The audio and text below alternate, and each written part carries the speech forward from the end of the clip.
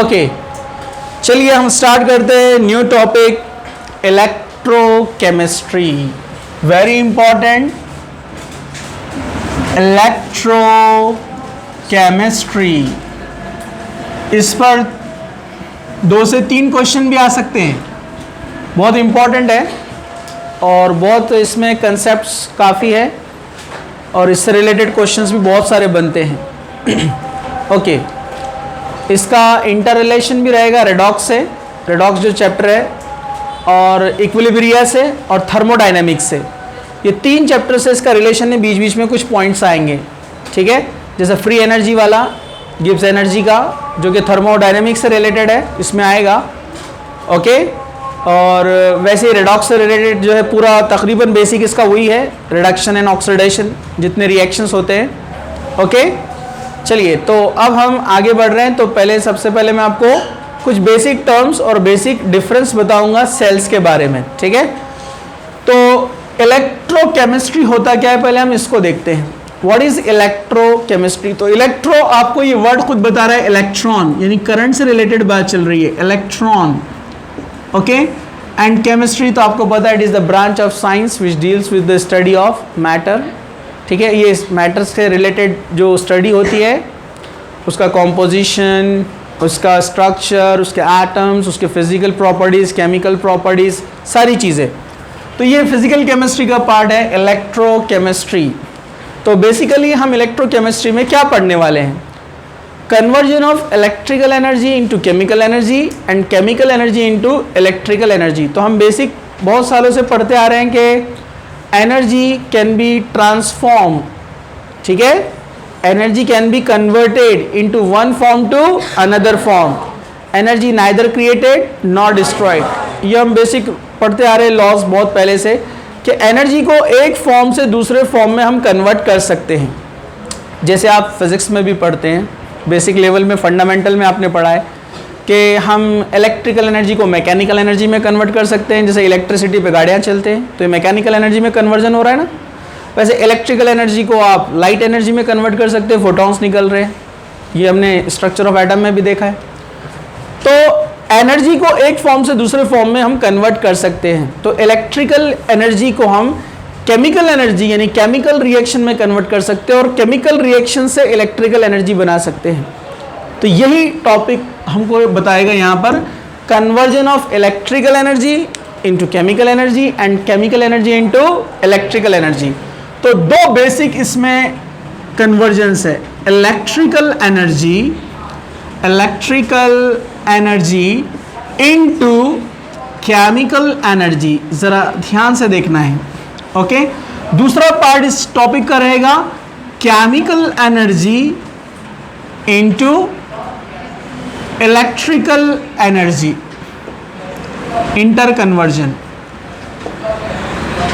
Okay, ये convergence हमको यहां पर देखना है, electrical energy into chemical energy, chemical energy into electrical energy. Chemical energy की जब हम बात करते हैं, मतलब केमिकल रिएक्शन की बात करते हैं, ठीक है। ओके, तो 2 मेजर डिफरेंस जो है सेल्स में 2 टाइप के हैं। मेजर कैटेगरी हम जिसको कहेंगे हम, जो इस बेस पर होता है कन्वर्जन के अकॉर्डिंगली। पहला होता है इलेक्ट्रोलाइटिक सेल। इलेक्ट्रोलाइटिक सेल, किसी ने आपसे पूछा इलेक्ट्रोलाइटिक सेल क्या है, तो आप सिंपली उसको आंसर देंगे, it converts electrical energy into chemical energy. और दूसरा है इलेक्ट्रोकेमिकल सेल।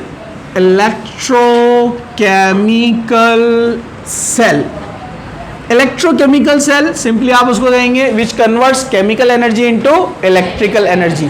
इससे क्या बात पता चली आपको, हम इलेक्ट्रिक से यानी करंट से केमिकल रिएक्शन को कैरी आउट कर सकते हैं, केमिकल रिएक्शन कर सकते हैं with the help of current. समझा आपको? मतलब ये रिएक्शन खुद से नहीं होने वाली थी ना, उसको इलेक्ट्रिकल एनर्जी ने किया।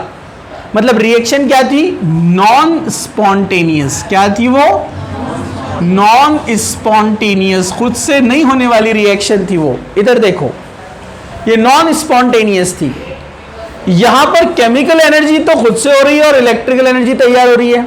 मतलब ये रिएक्शन खुद से होती है स्पॉन्टेनियस रिएक्शन। ओके, ये स्पॉन्टेनियस रिएक्शन है। तो ये नॉन स्पॉन्टेनियस और वो स्पॉन्टेनियस। लेकिन इलेक्ट्रोकेमिकल सेल के अंदर भी और डिविजन्स आएंगे, मैं आपको बताऊंगा, जो पोटेंशियल डिफरेंस से होते हैं। ठीक है, ओके। अब जरा बेसिक टर्म्स और थोड़ा ध्यान से देखो।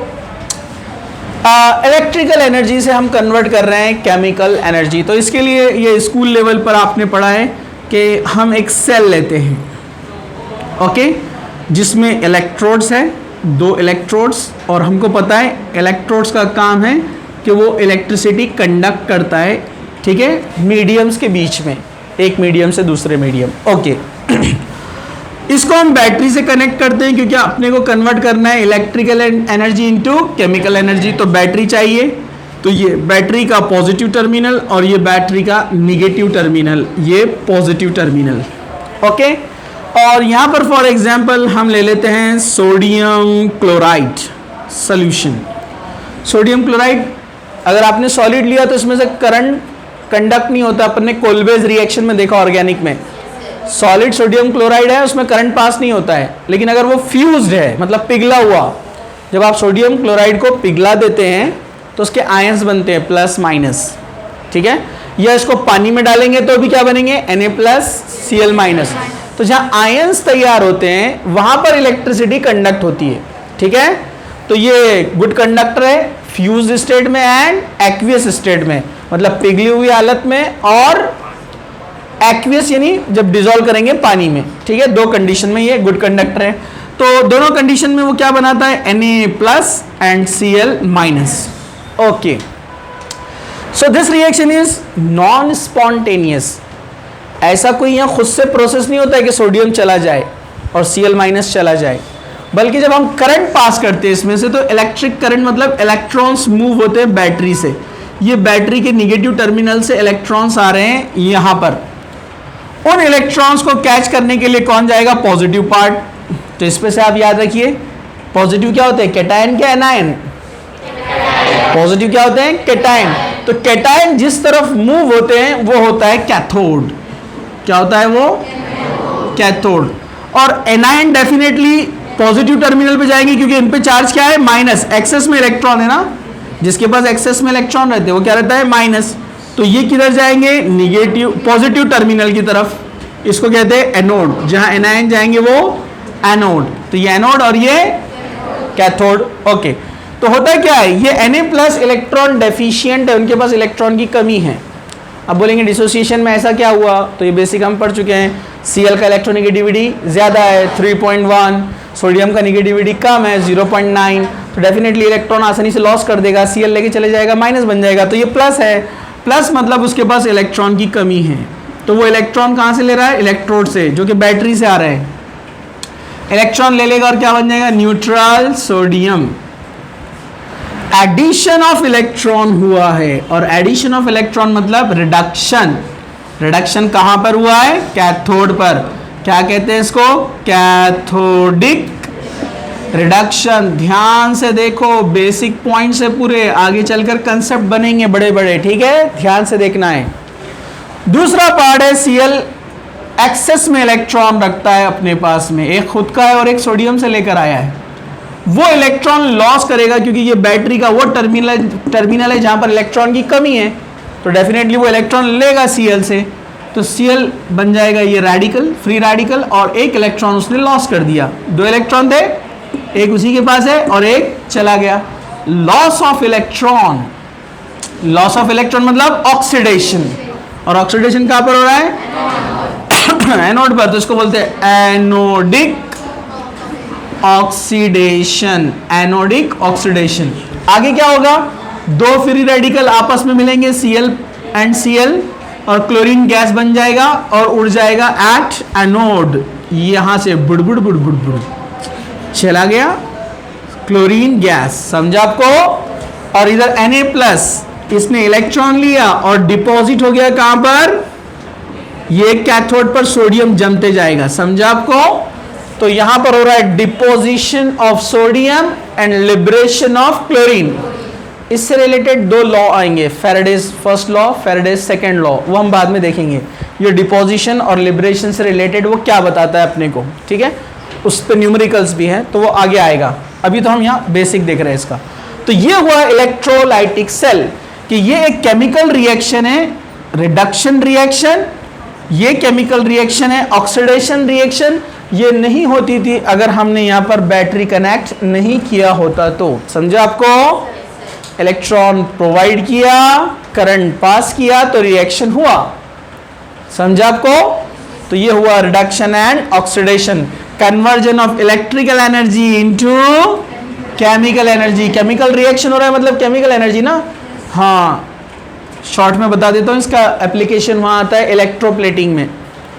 जो होते हैं ना सुनार वगैरह, गोल्ड की पॉलिश जो चढ़ाते हैं, इससे चढ़ाते हैं ना, वो डायरेक्ट ब्रश थोड़ी मारते, वो निकल जाएगा। तो वो क्या करते हैं, गोल्ड सोल्यूशन में डिप करते हैं उसको, तो gold particle, gold atom, AU atom इसके ऊपर डिपॉजिट होते हैं, स्ट्रॉन्ग बॉन्डिंग बनाते हैं। तो यही प्रोसेस से होता है, आगे आएगा डिटेल में। अब आ जाइए दूसरा जो डिफरेंस है, इस टॉपिक का जो मेन पूरा हम कहेंगे मेन पार्ट, मेन कंसेप्ट जो अपने को डिफरेंशिएशन देखना है, इसके अंदर फिर हम जाएंगे लॉज, उसके थेरीज, एग्जाम्पल्स, एक्सेप्शंस, ठीक है। इसको समझने के लिए हम एक बेसिक सेल लेते हैं, डैनियल सेल। ये बहुत फेमस सेल है, डैनियल सेल, नेम पर है डैनियल सेल। ये इलेक्ट्रोकेमिकल सेल को एक्सप्लेन करने के लिए है डैनियल सेल। डैनियल सेल क्या होता है, जरा ध्यान से देखिए। इसमें एक जो हाफ सेल है, एक्चुअली दो हाफ सेल मिलकर कंप्लीट सेल बनता है। इसके भी डेफिनेशंस क्या होते हैं मैं आगे बताऊंगा आपको। तो यहां हमने एक हाफ सेल लिया है जिसमें जिंक को लिया है और उसको उसी के सॉल्ट सोल्यूशन में डिप किया है, यानी ये जिंक रॉड है, Zn रॉड, और उसको उसी के सॉल्ट सोल्यूशन में डिप किया, यानी ZnSO4 जिंक सल्फेट, जो कि अंदर फ्यूज स्टेट में या एक्वियस स्टेट में क्या रहेगा, Zn2+ एंड SO4 2-। ये इस फॉर्म में होता है यहां पर। ओके, दूसरा हाफ सेल इससे हम जो कनेक्ट करने वाले हैं वो है कॉपर। ये है कॉपर इलेक्ट्रोड, ठीक है, और उसको उसी के सॉल्ट सॉल्यूशन में डिप किया है कॉपर सल्फेट CuSO4, यानी Cu2+ एंड SO4 2-। ओके, चलिए, और इन दोनों के कनेक्शन के लिए यहां पर यूज किया है सॉल्ट ब्रिज, जो कि U शेप दिखता है आपको यहां पर। यह है सॉल्ट ब्रिज नाम है इसका। इसके कॉटन से दोनों एंड्स को क्लोज किया जाता है, इसका नाम है सॉल्ट ब्रिज। इसके ऑप्शन में और क्या ले सकते हैं मैं आपको बताऊंगा। सॉल्ट ब्रिज है, सॉल्ट ब्रिज के अंदर होता है KCl सोल्यूशन या KNO3 सोल्यूशन, ऑप्शन में ले सकते हैं हम, पोटेशियम नाइट्रेट या पोटेशियम क्लोराइड, ये अंदर फील होता है। उसका भी फंक्शन क्या है आगे डिटेल में हम देखेंगे, ठीक है। तो ये अब यहां पर हम इसको जोड़ने वाले हैं गैल्वेनोमीटर या एमीटर से। समझा आपको? गैल्वेनोमीटर, गैल्वेनोमीटर में क्या होता है, निडल होती है, नल पॉइंट, जो कि बताता है फ्लो ऑफ करंट। वो जीरो होता है जब करंट फ्लो नहीं होता है, तो ये पहचानने के लिए कि करंट आ रहा है नहीं आ रहा है। जैसे ही करंट फ्लो होना शुरू हो गया वो डिफ्लेक्शन बताता है, हिलता है वो कि करंट पास हो रहा है। तो अपने को चेक करना है ना कि केमिकल रिएक्शन हो रही है, उससे करंट बन रहा है कि नहीं बन रहा है। तो यहाँ बैटरी नहीं है, बैटरी जब जोड़ेंगे तो क्या होंगे, 3 डिफरेंट इफेक्ट्स, वो भी बताऊंगा मैं आपको अभी, ठीक है। चलिए अभी हम आगे बढ़ते हैं। जब डैनियल ने इसको कनेक्ट किया, पूरा अरेंज किया ये सेल उसने, तो उसने देखा डिफ्लेक्शन होता है, मतलब करंट तैयार होता है। यहाँ 1.1 वोल्ट का करंट तैयार होता है इस डैनियल सेल के अंदर, ठीक है। तो उसने यहाँ पर कुछ केमिकल रिएक्शन को ऐसे एक्सप्लेन किया कि Zn जो होता है जिंक, Zn ये इलेक्ट्रॉन लॉस करता है और बन जाता है Zn2+। 2 इलेक्ट्रॉन लॉस करता है कौन, जिंक रॉड। अब जिंक रॉड डेफिनेटली Zn+2 बन रहा है, मतलब डी क्या होगा ना, उसका टूटता जाएगा ना, उसका डी क्या होगा, वो डिसॉल्व होते जाएगा अपने ही सॉल्ट सोल्यूशन में। ठीक है, ऐसा क्यों होता है, उसके भी रीजन आएगा, देखेंगे हम।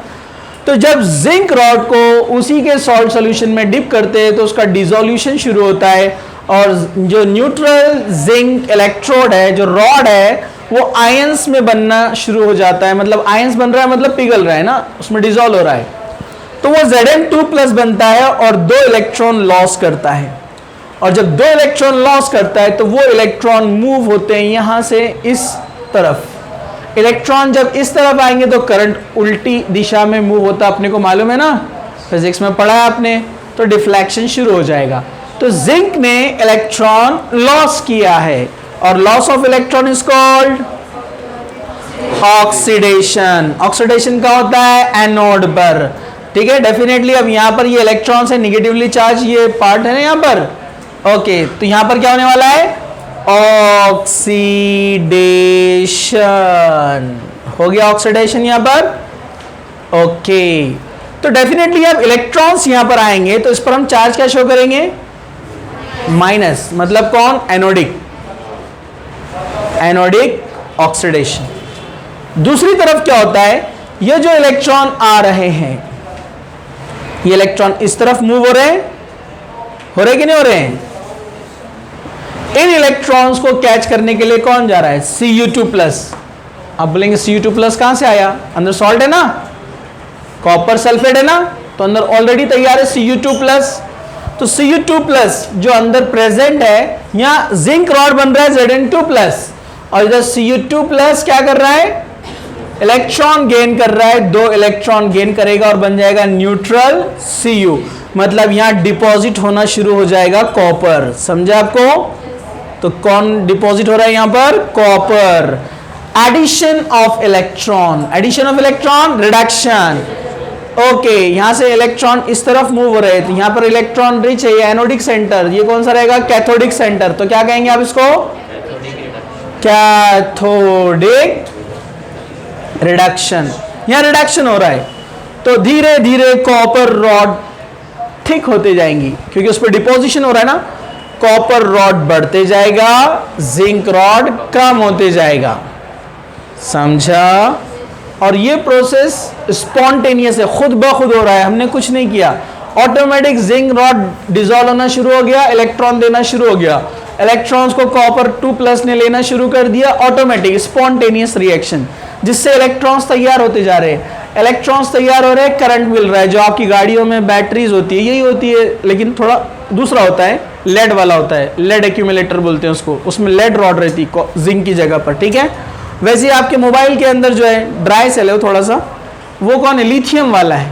कॉपर की जगह लिथियम यूज किया, क्योंकि लिथियम बहुत अच्छे से इलेक्ट्रॉन देता है, बहुत ज्यादा इफेक्टिवली। वो कैसे, वो भी अपन आगे देखेंगे, ओके।